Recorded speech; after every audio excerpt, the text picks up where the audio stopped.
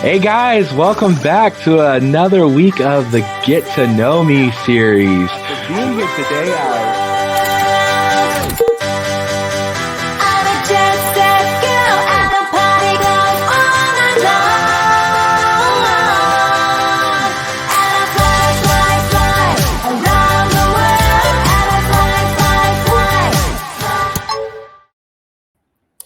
That's right. Once again, it is Get to Know Me coming from the Berwick Salvation Army. And we are so glad that you guys are all joining us this week.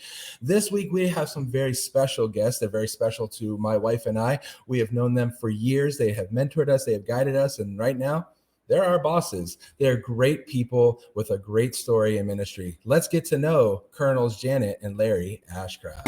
Rise with these new eyes, pull the disguise off of these blue skies. Lights in the city reflect off the shoreline. When you're living this life, you want more time. Rewind the time, align planets. Ride this comet to a new dynamic. Your eyes on me, mine on you. Living the good life, we do what we want. Watching me, I know you're watching me. 'Cause I've been living the good life. So come fly with me in my fantasy. And we've been living the good life. Now you're watching me, you're all eyes on me. And we've been loving the good life, good life. And let's bring them both in right now. Colonels, welcome to Get to Know. Hi. Thanks, Mike. Yes, I had to go digging for some of those great photos there. Yeah, well, there's something in the Old Testament about destroying graven images, so that probably should come down. Oh, no, you guys are great there. So, well, for those that are unaware, colonels are the divisional commanders for the Salvation Army, Pendel Division, Eastern Pennsylvania, and Delaware. That's a whole lot of words for a very big job. So, colonels, maybe one of you guys want to tell us what is a divisional commander, what is a Pendel, for those that may be seeing this unaware. Well, let me do Pendel, and then Larry can pick up on divisional commander. So within the Salvation Army, we divide up the United States by areas for the Salvation Army to work. And for Pendel, that is short for Pennsylvania and Delaware, but it really is Eastern Pennsylvania that is the part of Pennsylvania that we have responsibility for. So it's the eastern part of Pennsylvania and then all of the state of Delaware. And we just shorten that to Pendel. It's a whole lot easier. Yeah, a whole lot quicker. Especially when writing emails, that's for sure. That's right. And Colonel Larry, what is a divisional commander? I think I should say, what does the Salvation Army view as a divisional commander? Well, it depends on who you talk with, right? In the first True. place, I mean, really, in this responsibility, we are charged as to be the ecclesiastical, taking care of the spiritual end of Salvation Army ministry throughout Eastern Pennsylvania and Delaware. So sort of as the bishops, as if you'd put it in other denominational terms, for that area, and the 42 congregations we have within that area. But also, we are charged as the administrative heads of the ministries of the Salvation Army. So whether it be one of our homeless shelters that is operated in our local communities, or after school programs, any kind of fiscal and business responsibilities, while there is local oversight, excuse me, we give oversight to the local communities as far as making sure that Salvation Army corporate policy and business is followed, and those kinds of things. Yeah, and that's definitely just a brief way of, you guys have your hands in many, many things, and that's Salvation Army officership in general.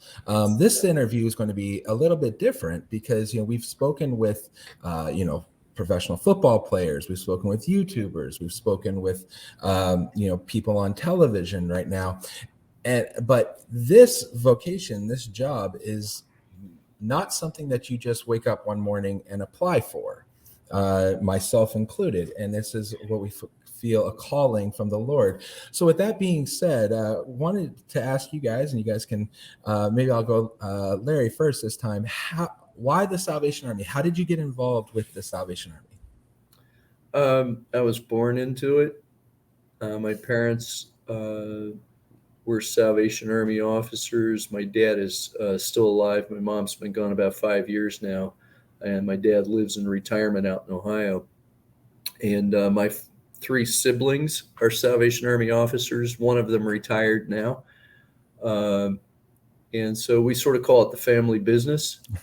But seriously, being born and raised in the Salvation Army, especially with my parents being local Corps officers most of that time, I was exposed to ministry at a very young age.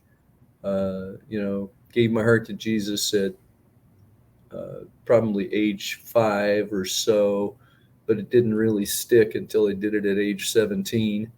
When I really understood what I was doing, when I made that commitment. And for me, there was not a lightning bolt that hit me, saying, you need to do this. There came a time in my life when, I knew I loved helping people. I knew I loved serving, and I knew I loved, especially working with children and teenagers. And, through conversation with mentors and other folks, they said, well, why not this? And so at age 19, I entered the school for officer training. I was a baby, and have been a Salvation Army officer now for, as of tomorrow, 42 years. Wow, congratulations. Yeah. And Colonel Janet, how about you? Well, my story's a little bit different. My parents were not Salvation Army officers, but my family were Salvationists. So we attended the Salvation Army as our church. And later on, my parents became officers. So I had part of my life, what I call the normal life, where, my parents, my mother was a stay-at-home mom, and my father supported the family through his job. And then later on, being the child of a Salvation Army officer. And so being exposed to the fuller work that the Salvation Army does. And when I was in college, I was studying social work, physical therapy. I was going back and forth between what I wanted to study and do with the rest of my life. And I was at a young adult retreat when I really felt the Lord was saying, I want you for full-time ministry as opposed to working in a secular job. And it took me a little while to kind of decide when I was going to do that. And I will tell you, this has been the most fulfilling life so far. it's been wonderful. Like Larry, I'm coming up to 42 years of being a Salvation Army officer, and the experiences are very different, no matter where you are. There's some things that are always the same, but other opportunities and experiences with each appointment. Um, it's definitely an exciting life. And hearing both of your testimonies here and getting into the work, I just was thinking to myself, should I mention that I'm approaching 39 years of life, or no? Yeah, it's fine. Are you hitting it home how old we may be? I'm putting in perspective how long you have served. That's what we're doing. I still run 3 miles a day, Mike. Come on, man. That's right. I run a good 3 feet. I do Yeah, really there well you go. those first 3 feet. So, you guys have both touched on it a little bit. There may be someone here who is thinking of watching this and thinking about ministry. And, we feel very much that the Salvation Army calling is different. Because of our very distinct ministry. Could one of you kind of maybe hit on how is ministry within the Salvation Army maybe a little bit different than ministry at a lot of other churches that people see? One of my mentors would say that you are a pastor administrator. And what that means is the Salvation Army is the largest non-governmental provider of social services in the United States and in the world, as a matter of fact. So attached to every Salvation Army expression within a local context is a social service component. With you guys, it's feeding and seniors and many other things there in Berwick. Across the time we've been officers, we've been in Corps where we've had large daycare centers, after school programs, a shelter at one of our places, large feeding programs on down the line. And then on top of that, you are responsible for a congregation, right? And we've had them all shapes and sizes. So you are a pastor in many ways as a social service agency director to those people who want to come in to seek help from the Salvation Army. But you are also charged with getting up on a Sunday morning and delivering a sermon to a congregation of people who will gather for worship. So I think that's what makes the Salvation Army unique in many ways. Yes. And it's, we hear it from a lot of other pastors, how they talk about how much they respect what we do because of that added level. It's not better than, it's not, more than, it's different. And our ministry is, I like to call the Salvation Army, the Lord's hands and feet on the ground in many ways, yes. Getting our hands dirty. And so, Colonel Janet, you were mentioning before you went into the training school, our seminary, to become a Salvation Army officer, that you were actually studying social work, and you were going to school for social work. How has your academic journey and education helped, your time in ministry? Well, I think the education definitely gives a good foundation. For me, the social work, social services, the educational foundation of what is involved and the history of it, and the interaction of social services from an organization with our government. Certainly that, that has helped. I also, after becoming a Salvation Army officer, furthered my education, and I have a master's in counseling. And all of that education definitely comes into play, just even through the daily conversations, whether it's a conversation with an employee, whether it's a conversation with somebody out on the street, whether it's a conversation with a fellow officer or other member of the Salvation Army. The foundation, I think, is important because it's your tools. It's the tools that you have in your toolbox. And the more tools that you have in your toolbox, the better able you are to meet needs that come your way, or to interact and make a difference in whatever area of responsibility you have.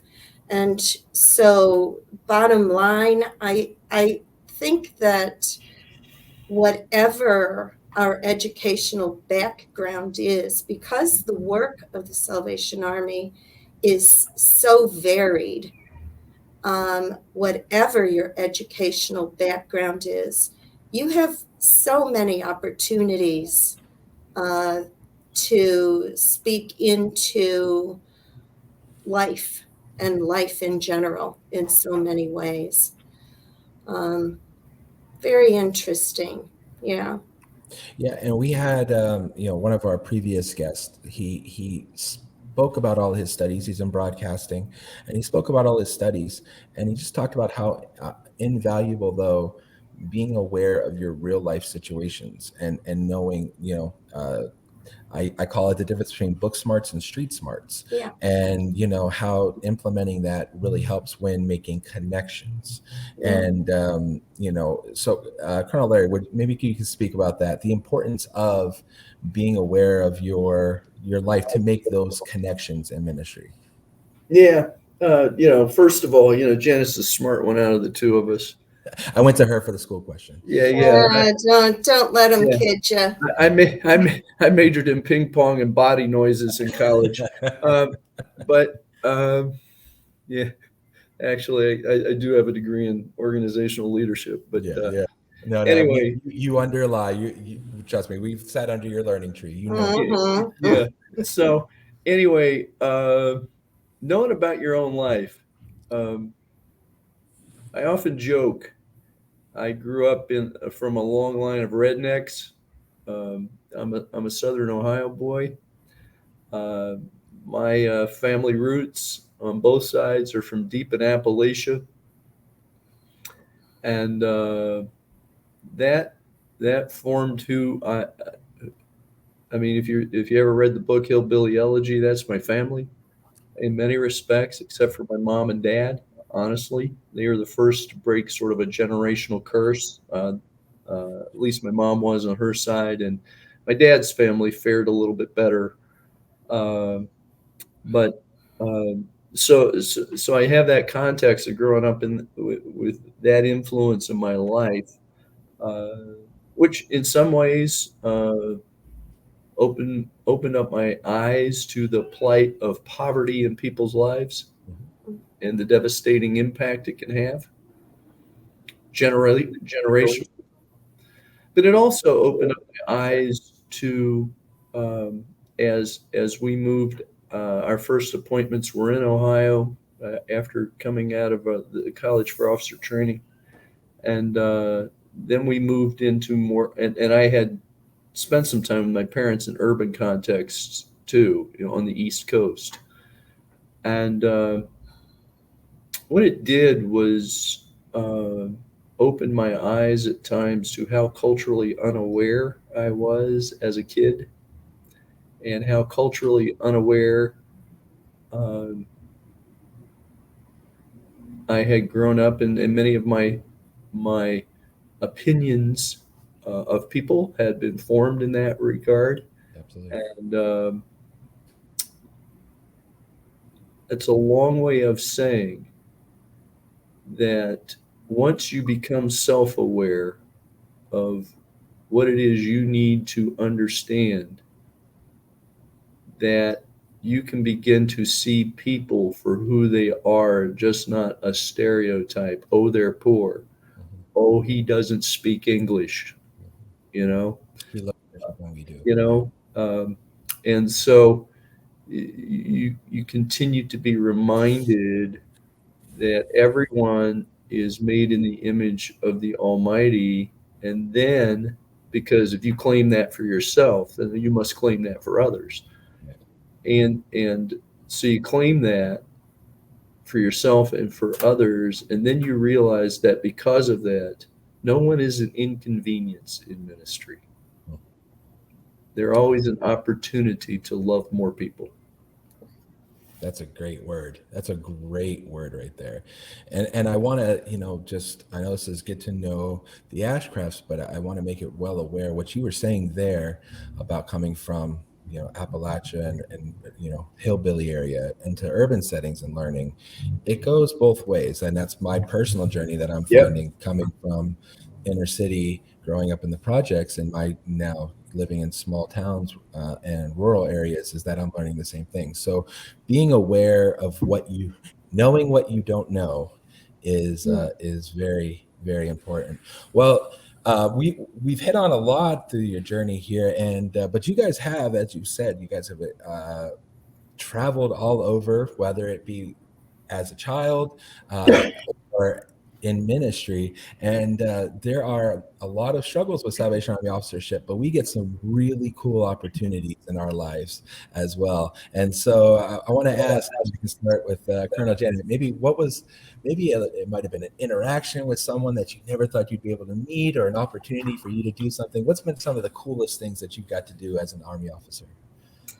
Well, one of the absolute coolest things for me was being able to go to Australia. Wow. Yeah, it was amazing. It was in preparation for one of our appointments, the Project 117 School for Youth Ministry. And there were several throughout the world. There were 2 or 3 different schools like that were operating.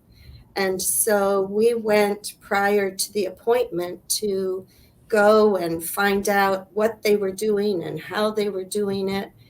And boy, I will tell you, from the East Coast to Australia is a long way, and it is a long flight. Yeah, it's romantic in the movies, but in real life, not so much. Yeah, but it was just such a wonderful experience, and getting to know people from there. And one of the funny things that everybody asks is, does the water really flush down the opposite way? And it does. That's great. But, people ask the hard-hitting questions when you go on travels. That's it. So for me, that was one of the highlights, really. Just seeing a different country and seeing the different cultures and the different animals. And yet the interesting thing, and this just kind of goes back with what the Salvation Army is, we were welcomed, and we had so much in common. So you're having friendships that cross cultures. You're having friendships that cross nationalities, and all of that just gives such a beauty when you think about the networking, the friendships that have been built through the opportunities that the Army has given. And people don't realize, 137 countries I think we're in, about. It's right in there. Yeah, about there, yeah. Yeah. So we are, and you can walk in a uniform in any one of those facilities, and they will know who you are. Yeah. Colonel Larry, how about you? Something that you found really kind of cool as opportunity. Well, I had two. Mine had to do with travel, which you have to understand. Planes and I don't mix very well, but I do it anyway. The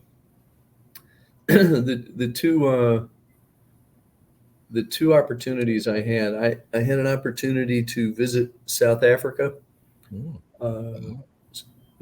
Years ago now. And that is a long flight as well, 17 hours from the East Coast to Johannesburg. But I went shortly after Nelson Mandela had been elected president of South Africa. Oh, very cool. A few years, and watched just an incredible. I was at a conference in South Africa, and watched as members of formerly all white churches came and apologized and asked for forgiveness from their black counterparts. Wow. It was for supporting apartheid.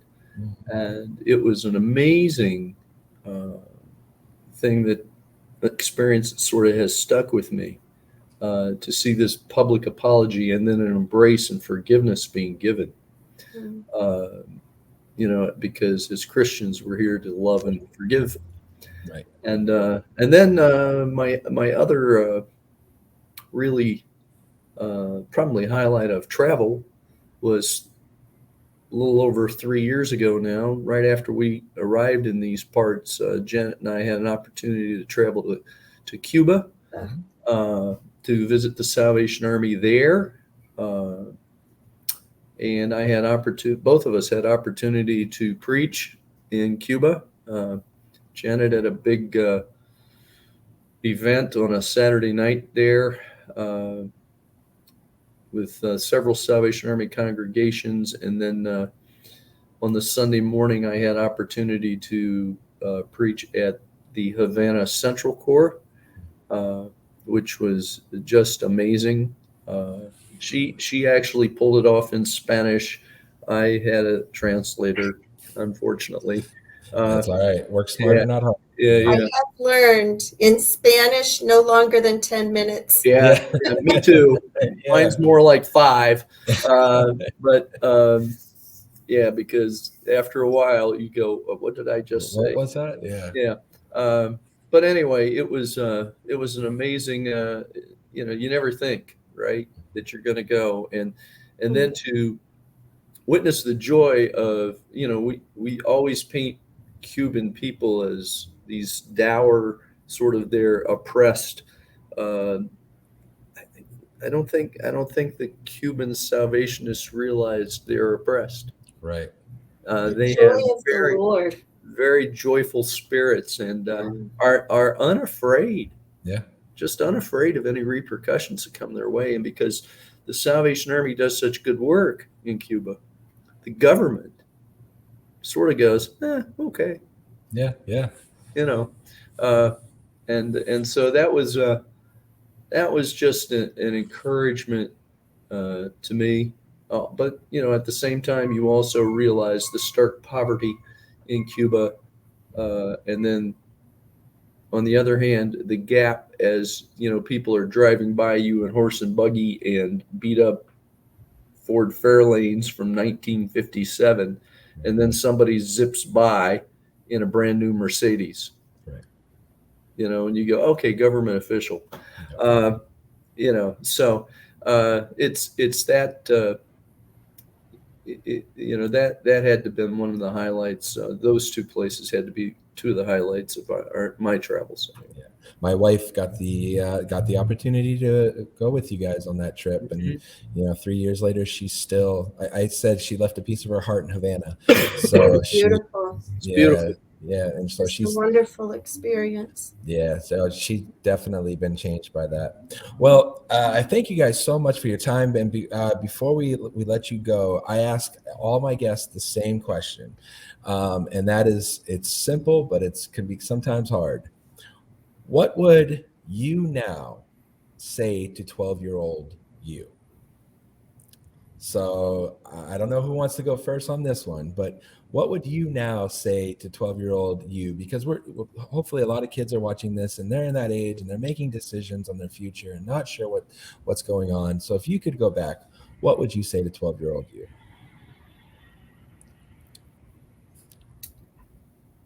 I think to 12-year-old me, now, when I was 12, my mother had just died.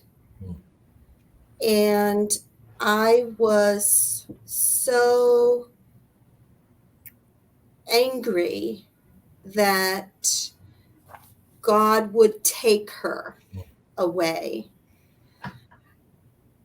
And I would say to 12-year-old me, listen, you don't have to be afraid. God cares about you. He loves you. And you can trust him. He knows what he's doing. Yes, death is hard, but it is part of this life. And you will get through it. God will not leave you, and he will not let you down. You can trust him. Thank you. And I know there's probably someone watching today that's going through that very thing and could be needing to hear that. And yeah, trust him. Colonel Larry, how about you? I had a really good mentor who said to me early on in my officer journey, and I would say this to every 12-year-old kid. It doesn't translate as well right now, but somebody said to me, "Don't read your press clippings." And I would say to a 12-year-old kid now, don't read everything in social media. Don't always believe it, and because you're not as bad as people make you out to be, but you're also not as good as people might make you out to be. Right. Certainly listen to the opinion of trusted mentors, but most importantly, listen to what the Lord has to say about who you are. And he will never, he will give you the true picture of yourself if you're really wanting to see who you are. And, a lot of 11, 12-year-olds, we have a 11-year-old grandson, and they begin to ask this question, right? Who am I really? What's my identity?